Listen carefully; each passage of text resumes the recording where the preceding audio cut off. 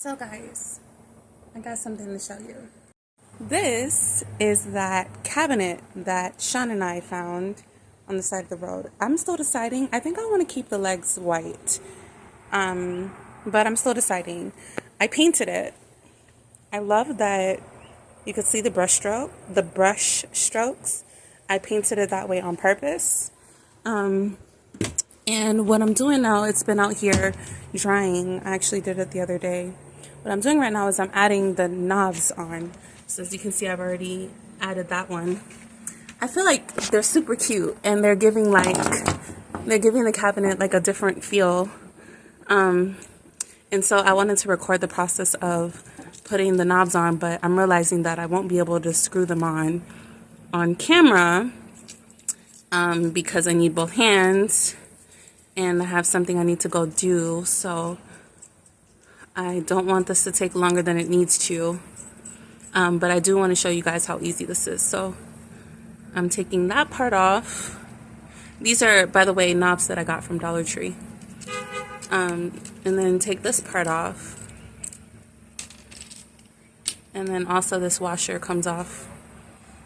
So this part is going to go on the front of the cabinet along with this part. This part will go through the hole, and then these two parts will go on the back side and get screwed in. So once I finish that process, I'll come back. All right, so here we go, finished product.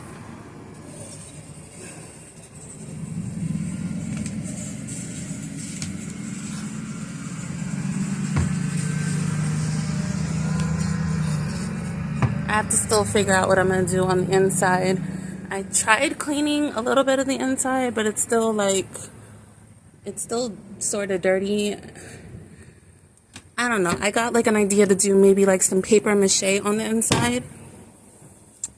But I'm still deciding if that's what I want to do.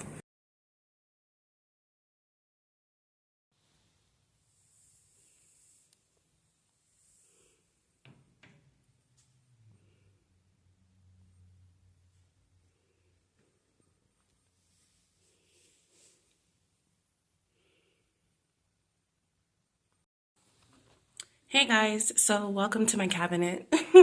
You're not seeing my face in this video because I decided that I would just record something while I'm painting because I kept having all of these conversations with myself that I feel like would be better to have with you guys. So, of course I get the stain on my knee. Okay, so this is the stain that I've been using on the outside of the cabinet. It's interesting that when I first painted this, it was like laying down, face up. And it's interesting that that perspective, you see like all these little pieces that I missed around here. I intentionally did the brush strokes, but you see like all these places that I missed. So I'm gonna go in and fill those in, but because I'm sitting at a different perspective, I'm able to see all those little imperfections. So I'm gonna go back and, fill all of that in and fill all of that in while I talk to you guys. So that's the plan. But like I was saying, it's interesting how we can see things from a different perspective when we look at it from a different perspective. How I didn't notice all of those imperfections when the cabinet was laying in a different position. But now that I'm sitting with it standing up, I'm able to see all of these little things and go back and fix them and correct them. And that's the same way that the process goes with anything in life, really. With, our careers, with our relationships, with everything, with our parenting abilities. If we just look at it from a different perspective, we'll be able to see what was there all along. And so we're talking in the spirit of perspective. I want to kind of talk about, excuse my room, guys. I'm in the middle of remodeling, so stuff is everywhere. But you guys will get to see the final version once you see, like, I missed the whole spot right here on the door. And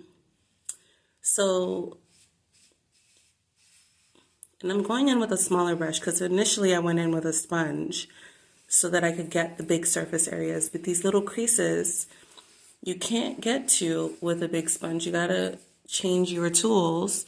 You have to decide, okay, to get those smaller pieces, I have to have a different tool to get there. And it's the same way again. That's the same principle that we use when we're learning something new or when we're in a relationship with someone and maybe the way that we're communicating is not working, or the way that we're parenting, or the way that we're understanding each other is just not coming together. You just got to change the tool in which you are using to try to accomplish that particular thing. And so, like I said, in the spirit of that, I wanted to talk about predators, i.e. In the form of men, or in the form of people operating in their masculine energy, because sometimes women can be predators too. I think we all evolved from animals, so we all have that animalistic nature within us. And I was sitting here thinking as I was painting, and I remember in a video I mentioned, I haven't thought about killing someone since I was a child. And if you really, I really thought about that, and then I started thinking, how must that sound to, one of the subscribers or one of the listeners or somebody who's listening to this? How would that sound? Because if we're looking at it from a human perspective, there should never be a point as a human where a healthy human even would consider killing someone. That's a sign of being a psychopath, right? Especially when we look at the documentaries and they say, oh, well, when so-and-so, when Ted Bundy was a kid, the signs were there. The signs are always there when these serial killers were kids, because the signs are within all of us. Because again, we evolve from being animals. Now think about it from an animal perspective. Let's say we all lived out in the wild and we had to rely on our basic instincts, because those, regardless of how much we evolve as human beings and we realize we don't need certain instincts anymore, when we're born as a child, we're born pure. So we're born with those natural survival, basic survival instincts. And so, again, going back to thinking about it from I'm trying to get this as perfect as I can, but I think I made a little mistake and went a little bit above, because I want the top of this to be, you guys see that? I want the top of this to be gray like that. But I want, when you look at it from this angle, for it to be the stained color, the darker gray. But I made a mistake up there, so I might go back and fix it. Yeah, I might have to go back. Oh shoot, I just made it worse. I might have to go back in with the lighter gray and fill it in. Or maybe I'll leave it. It's gonna bother me, so I'll probably go back and fix it. But as I was saying, our basic instinct is to make sure that we are safe no matter what. So if somebody is posing a threat to us, if we're operating let's just say we're all, again, out in the wilds, we're in the jungle, we're in the forest, we're in the savannah, and it's dog eat dog, and it's survival of the fittest. That's where our mind is when we're young. That's what our mind is at its very basic level before we add humanness to it, before we add morals and values and right and wrong and all of these different kinds of things. Before we add all of that to it, it's basic survival. So again, look at it from that perspective. If somebody is, I don't know why I can't get to this little piece right here. It's no matter how much stain I put on it, there we go. I had to go at it from a different angle. See? There's so much to learn in even the things that we think are not related to anything. Even in this simple task of painting this cabinet, there's so much to learn in it. And so, so if we're looking at it from and then this brush that I'm using is very cheap, and it's like the bristles are, you see, like the bristles are not very, they're very wiry and wispy, and that's not very good for the type of thing I'm trying to do either, but I'm making it work. So, back to what I was saying, getting a little bit off track. So if we're looking at it from that perspective of basic survival instincts, if somebody is posing a threat to you, somebody is bullying you, or somebody is being mean to you, or trying to change you, or threatening you in any way, shape, or form, your first instinct from a survival perspective is going to be to eliminate your threat. Eliminate your threat. Especially, at its heights level, because then we have other animals who will, who camouflage and who run from the enemy and who, do all of these other things. But I think that's an evolutionary survival tactic. That's for the ones who are weak. That's for the ones who aren't as strong. But the alphas, they're going to see something as a threat, and they're going to be like, forget all that hiding, forget everything else. I'm going to go and catch it and kill it because I believe that I can.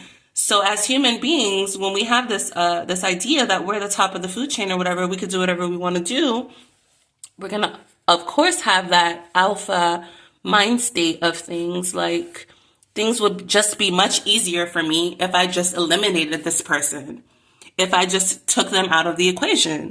Why am I going to go through all of that hiding and all of that avoiding and all of that other extra stuff just so that, when they could potentially be another threat to me tomorrow?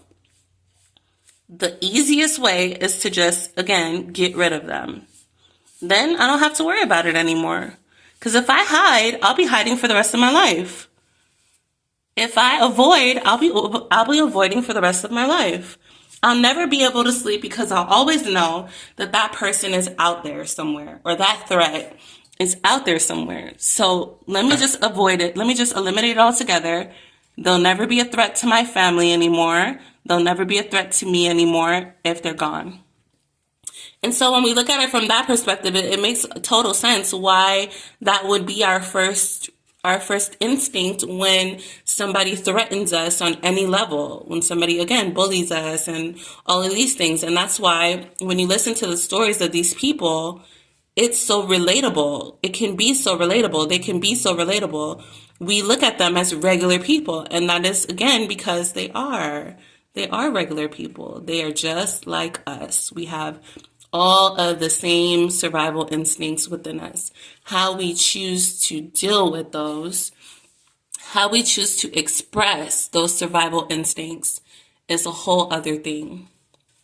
And that's based on, what type of family we were born into and what type of value system that family has, and, the type of things that they pour into us and how they raise us and all that kind of stuff. If, just basically, it depends on the culture that you're born into. Now, if the culture that you're born into never evolved out of just eliminate the threat, let's not even play games, then killing someone would be totally normal for us in society. If that's where we were as a culture, if that was the normal culture, if that's what everybody understood and everybody believed, and at one point that was the normal culture. If we think about Vikings and all that kind of stuff, all those earlier civilizations, they believed, they didn't see nothing wrong with, what, you said something wrong? Oh, you're dead. I'm going to go and kill your whole family. And that was normal. That was acceptable. That was understood. That was like, it is what it is. That family was just weaker than ours. and that's how we establish our place in this world. That's how we establish our power and our legacy and all that kind of stuff. We fight for it. And so if we understand again that is where we're coming from as a civilization, then we can realize that where that thought would even come from. And that's why it was so easy for me to say I haven't thought like that since I was a child. Because since then, since I was a child, I have, I think what I'm going to do to fix the top part where I went a little bit over, I'm going to go back in with the sponge. Because that's going to be like a straight line. I'll try to keep my hand very straight. And I think that's going to give me what I need for this. Because I think I got, what do you guys think? I think I missed the spot right there. And see, even like going through it with the camera even is helping me to pick up on little things. Okay, so that's why, like I was saying, that's why it's easy for things. That's why it's easy for me to have said that, because yeah, when I was a child and I was operating out of basic instinct, I understood why people killed people. I remember watching movies and being like, just like there would be like the antagonist in the story, and I'd be like, okay, you need to go. Like you're, like I would watch like, those drug dealer movies or whatever, people that were involved in like organized crime. And, you have like that person who's like a betrayer and the person in charge is looking like what to do with them. And I'd be like, okay, yeah, you deserve to die. I remember thinking that. And that wasn't because I was a bad person or whatever, or I just, had the potential to be a psychopath, which I did. We all have the potential to be a psychopath. But and that's why it's so prevalent, especially nowadays in our culture, because we're starting to circle back around to that being that dog eat dog world. We're starting to circle back around to that being normal, that being like what is expected of people. And so when we understand it from that perspective, it would make sense. We all are like one decision away from being any of these people that we fear. And so that kind of brings me to, I guess, a discussion about what is fear really and who should we fear? Should we even fear?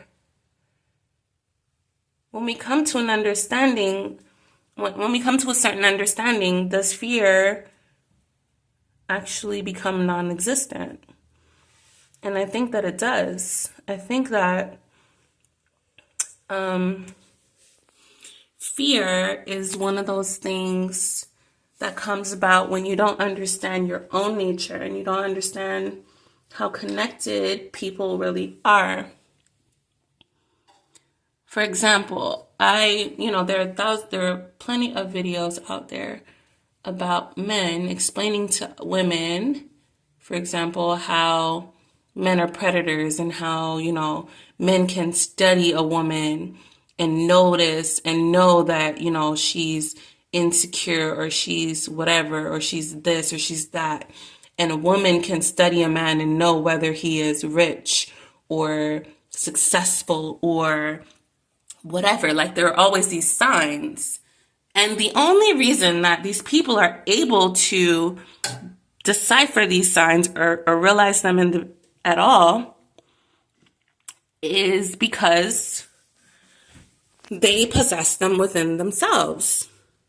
So basically, in order to notice weakness in a woman as a man, you have to have weakness within you.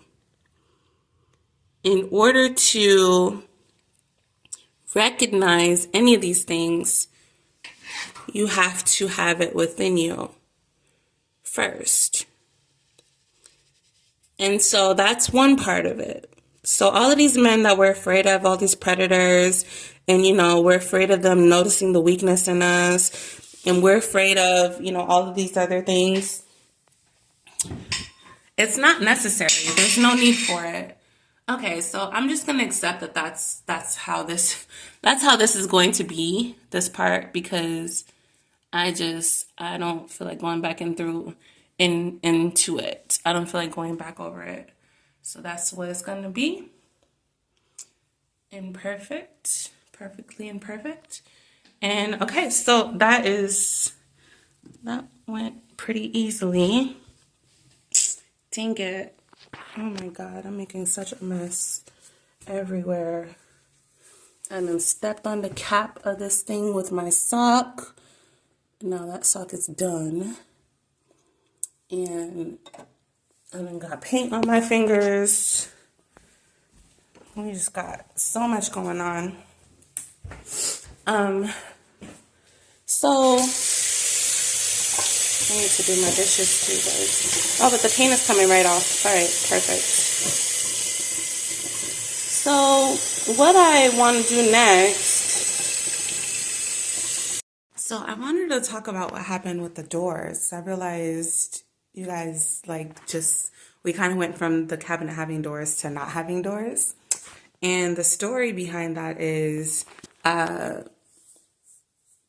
I was moving the cabinet, the doors kept flying open and basically one of them broke. So I was like, shoot, what am I going to do now? And I was trying to fix the door and I'm like, you know what? I'm just going to take it off and then just make this top part just like a shelf. So that's what I decided to do.